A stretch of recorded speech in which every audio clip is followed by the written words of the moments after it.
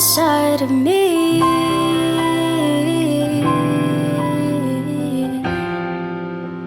The other side of me.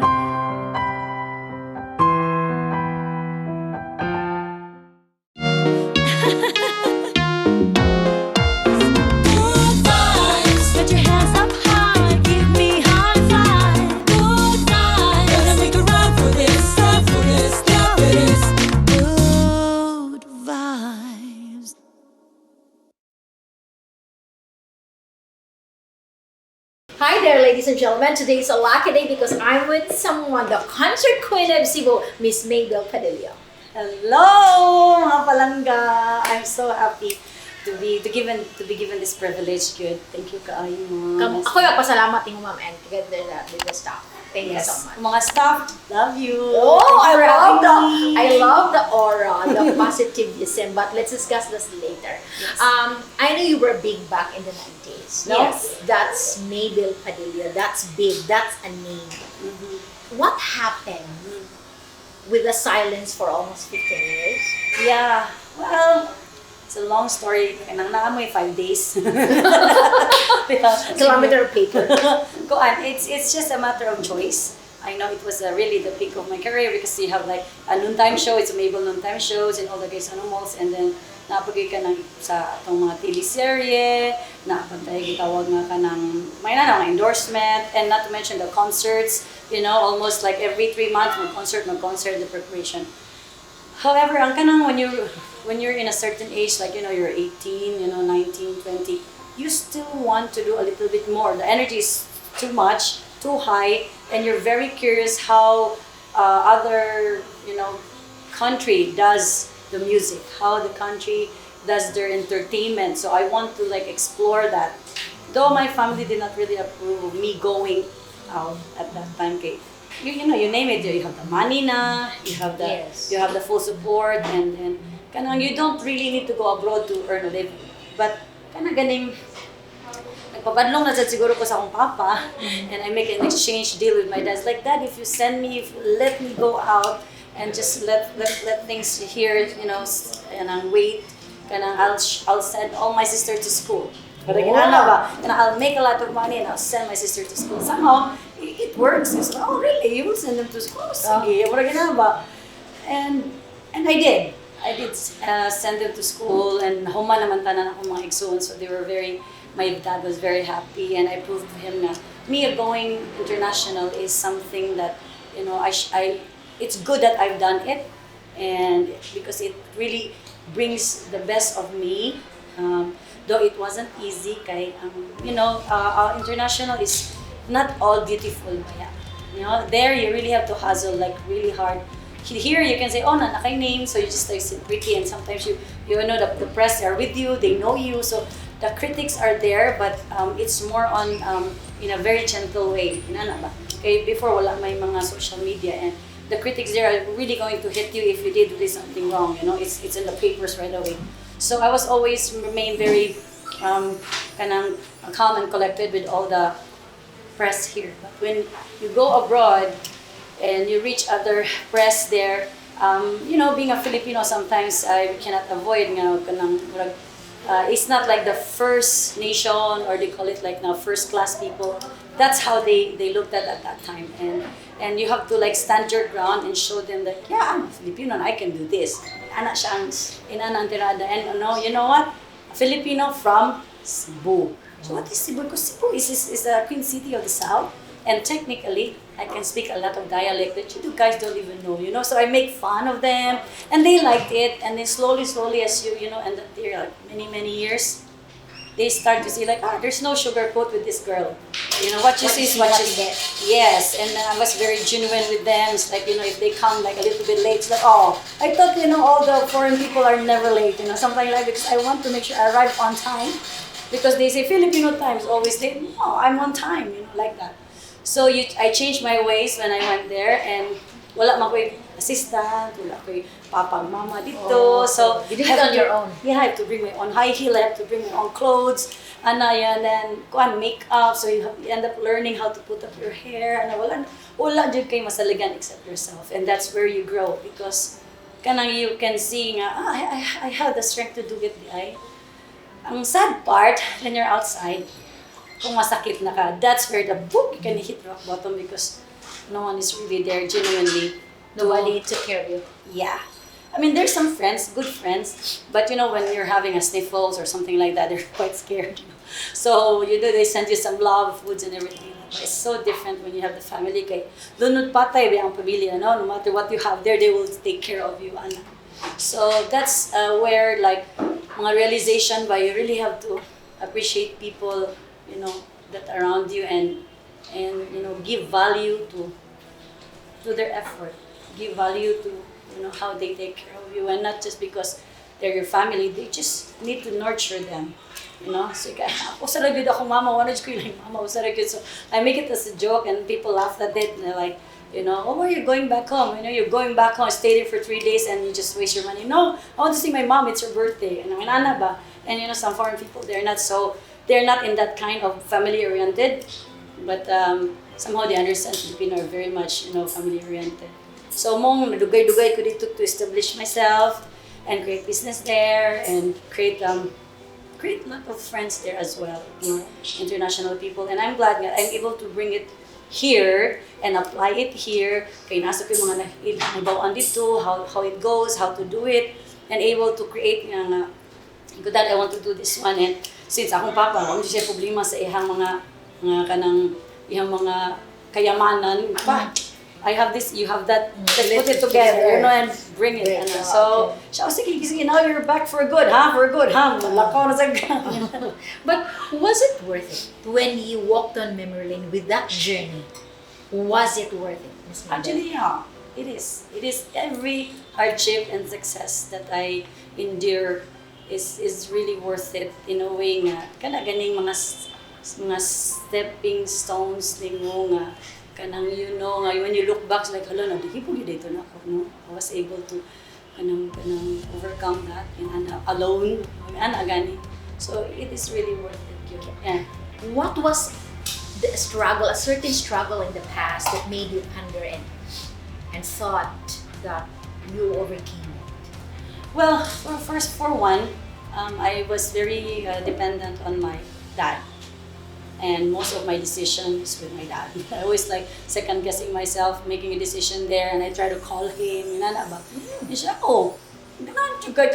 kaya ka na nimo. So my dad can really challenge me because wala di ba siya ganahan mong gawas ko. And then, Dad, it's quite difficult here. I tried to make an audition. They don't want me to audition. Kahit mo akong dila, I cannot sing the jazz. Na class.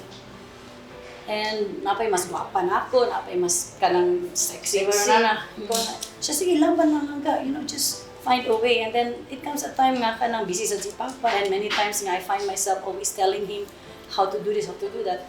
Eventually, I learned to just gather all his advices and, try to dissect it nga. So, and then make my own decision. And by the time that correct lang sa akong mga decision based on all the advices, then I find like, okay, I can handle already. Then I start, being independent na knowing ang decision making, money matters, and ako na yung decide on my own. Yeah. You were so emotional during your press con that made a lot of people also cry. Yeah. Oh my God, that was... Yes. What's the story behind those tears there in the press conference?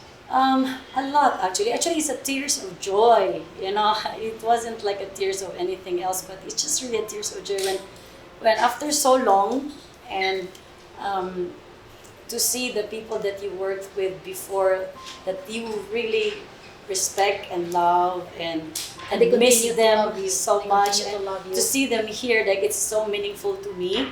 And I just like text them like, please can you come and witness my my moments, like. And they really hear, kind of I'm like, oh my God, and they value me gihapon as a friend, and they realize that saan ka meaningful ang day sa ako. And to see mostly all of them, okay, eventually some of them passed away, but most of them are here. It's so ganing, hindi ko kasabot sa akong kuto-kuto like, oh my God, they're really here, and he's already here, and there's already here. It's like, wala ko yung kalamli sa imong pamati, baka dili ka kasabot yung mom, ni cry na nandiyo ko para magawas na. After all these years, kanang you Because it's really very hard to find true friends. Yeah, actually along the way, no, son. It's okay. It means you're authentic and real. Hello, no. Tissue, please. Nana mag-istorya man dyan taani.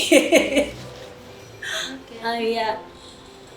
Can you explain to all the viewers what were those tears for? Yeah, it's a tears of joy. Kanang it's a tears of joy, and somehow you're overwhelmed with, being so grateful that you cannot. I was very speechless in a way. How can I thank these people that has been there for my journey? I'm so sorry. It's okay.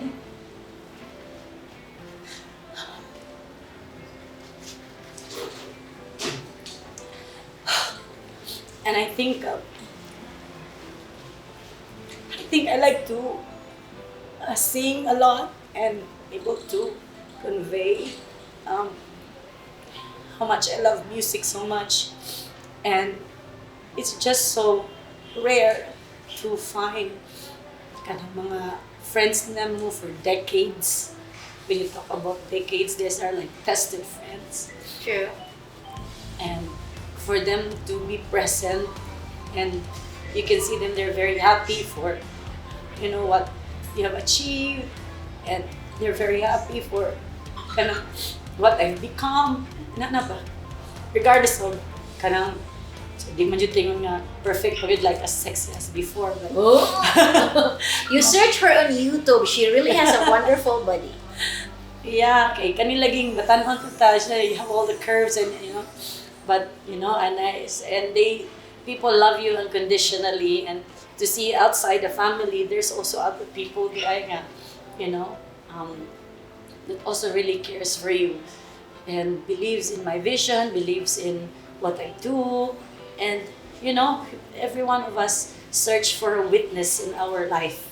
You want someone to witness you. She's been here, like, and people that I know, and they talk about what you did with him 20 years ago, what you did with him 15 years ago.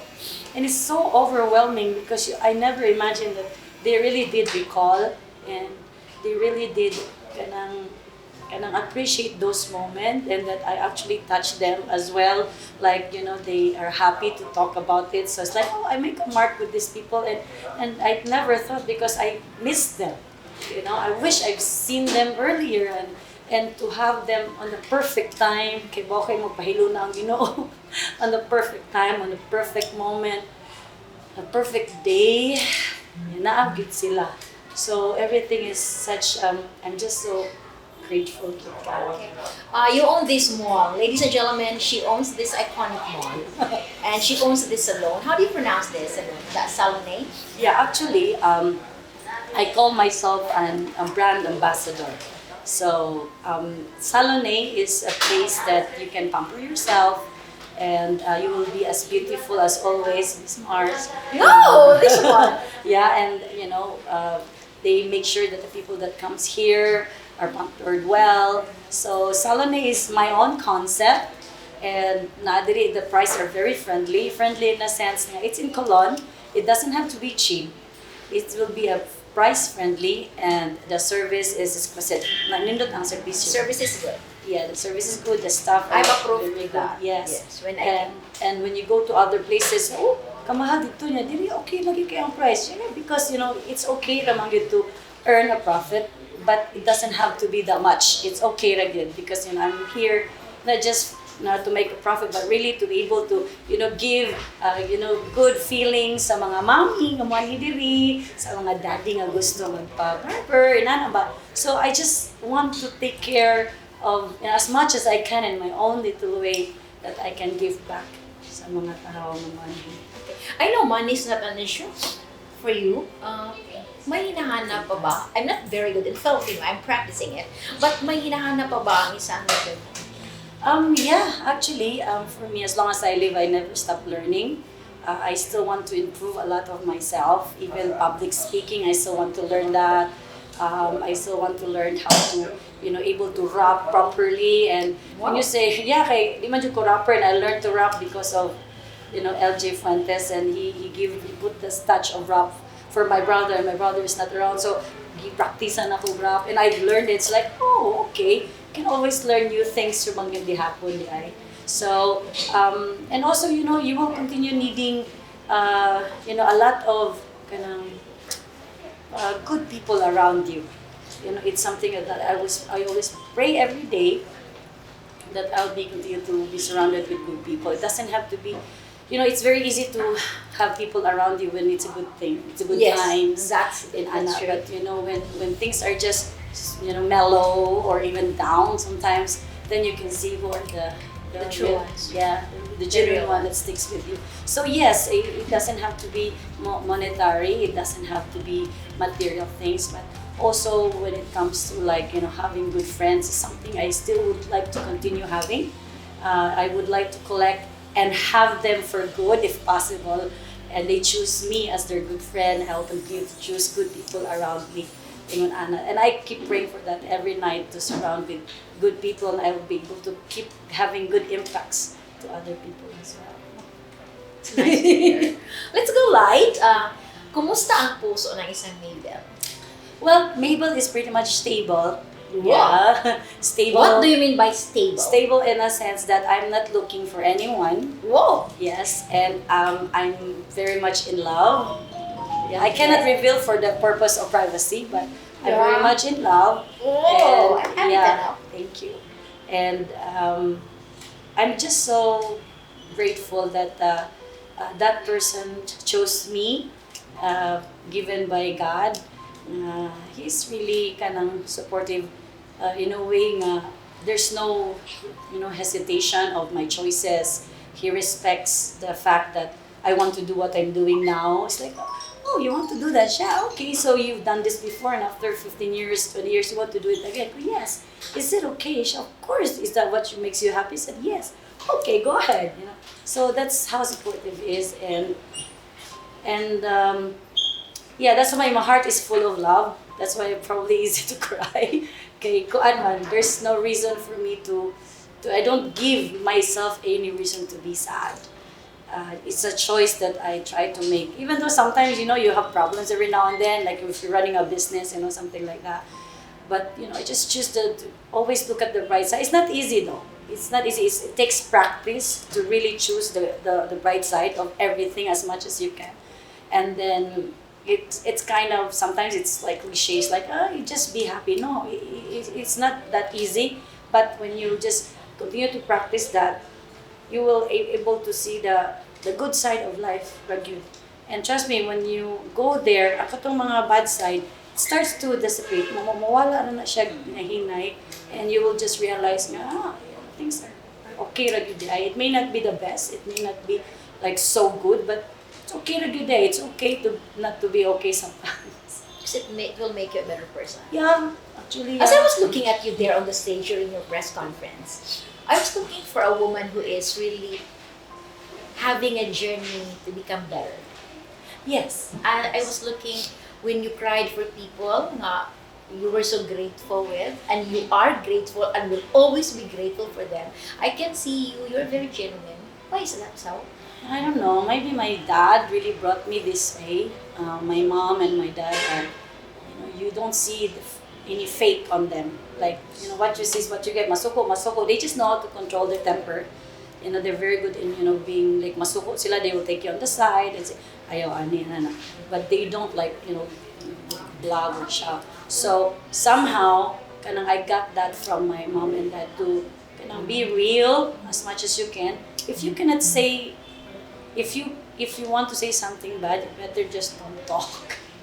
I mean, it somehow doesn't apply for everything. Huh? I'm not saying you cannot really speak your mind, but there's a lot of ways to be constructive without being destructive. So, okay ra gyud nga, you want to comment for that person because you care, and that friend of your example, your best friend is doing something quite stupid, you really tell that it's really stupid, but in a manner na makasabot ang imong friend. Because my intention is maayo ang akong friend. So I will tell my friend nga, gito siya maayo. Kanina na nga scenario ba? But I don't like, you're so bad. I was like that before in my younger times. I just speak my mind and I don't mind to have, enemies or quarrel. But, as you grow older, You mellow down. I don't see that. It's just a matter of you being very wise in choosing your words, how to say. You being very aware of your surroundings on that timing that you want that person to understand that you respect the public and you want to ganing minimize the distraction. Yung dili sila mawawan, dili sila mainsulto. And ang ako nga, ang purpose na ko when I say something that is constructive, the only way to tell them is in a private setting. I always, like in my staff, I drag them to the side and then I tell them in private because my intention is not to embarrass anyone. It doesn't make me feel a good person to exercise like, no. I don't go there. And when I see someone is doing that, I step back and then I go out of that particular situation, or I call that person or in private and just talk in private and settle it in a way nga kanang okay ra. Okay, I think we have so much the world has really a lot of negativity. We cannot deny, and it's okay in our own little way that we are trying to be in our best behavior and try to spread good things, good vibes, and kanang kindness lang yun because everyone is undergoing their own challenge, their own nadyo sila ilang kagaling mga problema taon nga tatakibao ba. So it's okay to just show your kindness ra gyud. Yeah. Okay ra jud na siya. Being kind, ladies and gentlemen. Yeah, So, okay jud na siya. Okay, talking about vibes, positivism. Now, let's talk about your good vibes single. Yeah, good vibes is created man good sa inana sa kanang the midst of the darkness, in the midst of no kuryente and walay tubig inana during the typhoon and the pandemic. That's where the good vibe lyrics has come out and being clarified no sa imong ibutang. Like I said in the press con, it was the title was supposed to be Good Times, and then we changed it because I said I think it's not about good times, it's about the positivity you convey, Yes, how to do it. So let's call it vibes. Let's call it good vibes. Okay, it's good too. So me and LJ start to sing the song and match the lyrics. So much yung mga kaagi nga, you have to spend time to give good vibes. That's say hi. How are you? Bye bye. Kanang nga style ba? Very shallow gani. So you say, hi, how are you? Gusto mo? Unsa mo ginito mo ni mo? So you spend some time for that particular person. Nga klase ba nga kanang interaction. So the song has really created, and the production team are so ganing when you create positive energy, it really grows. It connects to a lot of people because energy you cannot see, but that's in every aura of everyone actually. And sometimes a set na when one is a little bit down, and when everyone starts laughing, mukatawa na lag-appeal. So, mawala din ang mga negative energy. Yeah, it's that's the right word. Contagious yun kaayo. And so is negative, no? But that's why you have to choose the positive energy. Instead of negative. Yeah, and like you said, we saw the BTS. That's 3 days. And then 3 days shooting. It's quite, it takes a toll of you sometimes at the end of the day. And me being the artist of the song, I really choose to set my mind. If I flush some water and it's like, magawas ko sa comfort room, I says, okay, you have to find a way, to keep your momentum, kaya pangkapoy na yung mga kauban, inana ba. So when I go out, like, hi everyone, mga inom tag-tubig, asa itong chocolate, mga tag-chocolate. So you try to put some fun into it. So makita niyo sa BTS nga, nag-appear, nagkatawa, yung paningot na kaayo, katawa gyapon, Yes. Yeah, at the end, malauna na sa kadlawon, katawa lang Gyapon. Can you give us a little bit your favorite line of that single? Yes, Can you actually, sing it? katong Pwede? okay, mo gyud yung ibalik-balik. Pwede o di pa Sure. pwede kaya? Sige, a little bit of it. Yeah, okay, so, saan mo ba? Okay.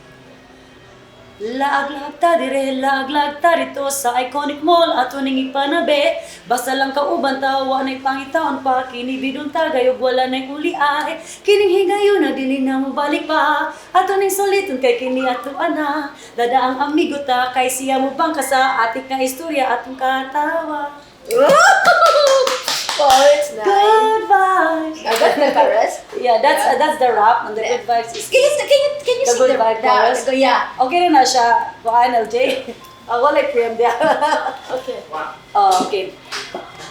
Good vibes, put your hands up high, give me high five. Good vibes, to the groove and ride, let me take you for a joyride.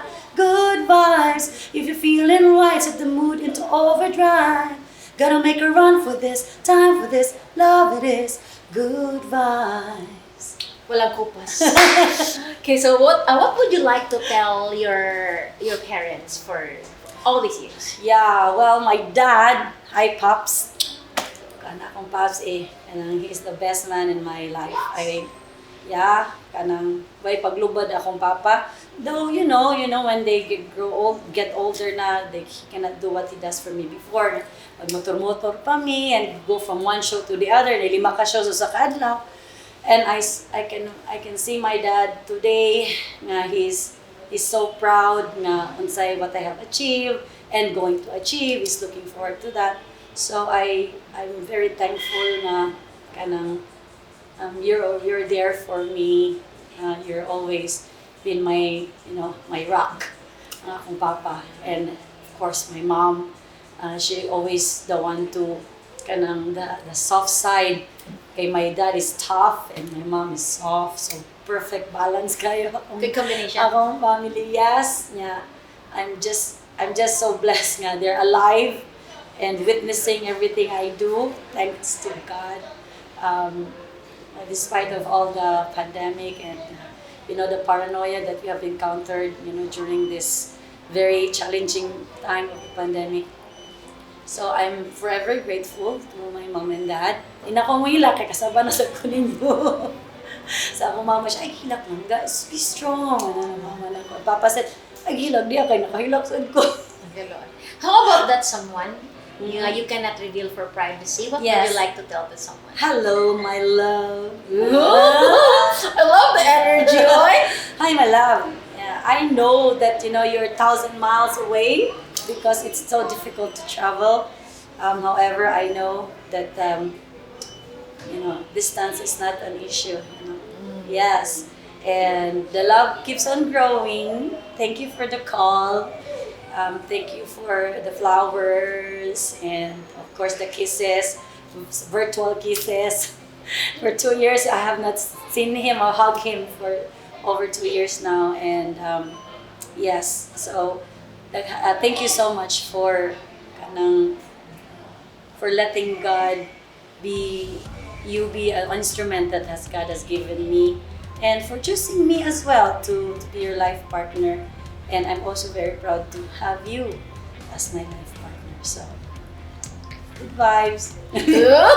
How about all those people who loved you, who love you, and who will love you even more? Kuhan, I love you all, really, from the bottom of my heart. And I know it's been a while that you have not seen me. It's been a while. But she's back! That we have not been together. But I'm back now, and stronger than ever, wiser than ever, and keeps learning gihapon. I'm very open for learning, and that's what everyone has to do. So kamo nga mga nagsuporta nako, dako kaya ako ang pagpasalamat sa pagpangga ninyo. I can feel your love, and I will continue to share my blessings and my love to all of you.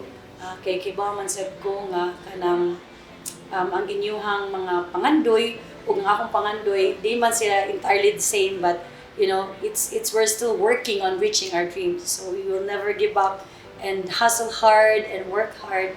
And most of the people that supports me definitely have the same, wavelength of sa atong mind.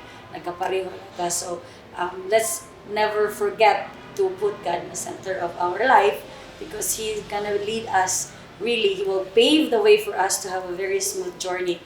Though there may be challenges along the way, but it's just to give us a little bump to try if we're strong enough. So kanang yes, let's keep the faith, give a good vibes, and continue to spread love and kindness to everyone. Thank you for giving me this afternoon. I know you're very busy, but you're very busy. I was but on thank you. time. I'll find time. Oh, thank you so much. And shout out to Ate Arlene for doing my kilay and all here in the Salome. Thank you so much. You really have a good staff and Yes. you treasure them. That's because they are your front line. Yes, definitely. Kaya mga economic frontliners diya, you know, sa mga hairdressers, mga barbers, mga waiters, mga servers, everybody nga na belong sa economic frontliners. Laban lang kita and then just keep hustle hard and smile lang yun kay naman ta sa public service. So have to have good vibes bisag serve ta na always smile lang gyud. You truly are a lady of good vibes. Yeah. From the beginning, ladies and gentlemen, up until the end now, you have that vibe. You cannot explain it. It's an aura that radiates. Yeah. Congratulations for that. And you go, Okay. And I'll see you all again for another episode of The Other Side of Me. Bye, everybody. Bye. The other side of me.